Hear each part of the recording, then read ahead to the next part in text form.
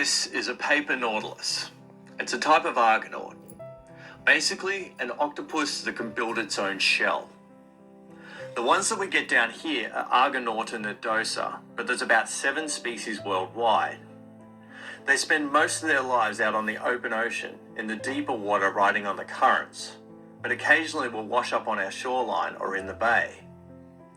This one was brought to our attention by a mutual friend of ours, Myra Kelly. She found it on Frankston Beach, so I collected it and we decided to keep it until 5 o'clock that night when the tide was going out, and then release it outside the wall at Bleagary Pier to give it its best chance of making it back outside the heads.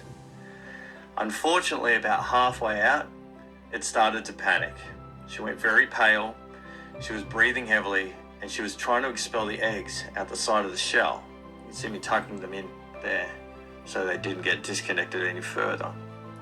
I then gently removed the plastic bag that she was holding onto, and we waited here for about 5 minutes until she caught her breath and regained some of her colour. The reason we know it's a female is because the males are much smaller and they don't make a shell. Now for the weird part. The males have an arm called the heptacotylus that's filled with sperm that they can disconnect and give to the female. The female will keep it for the rest of her life and use it to fertilise the clutches of eggs as she produces them. When the eggs are fresh, they're pale like the ones in this argonaut, but as they mature they'll go darker and redder.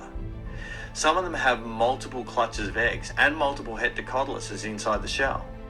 For this reason, we don't believe that the process of making eggs is what kills them, like it does in a lot of octopus.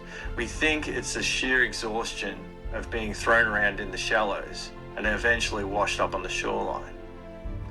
This was something we didn't expect to see. That's the heptacotylus, the male arm.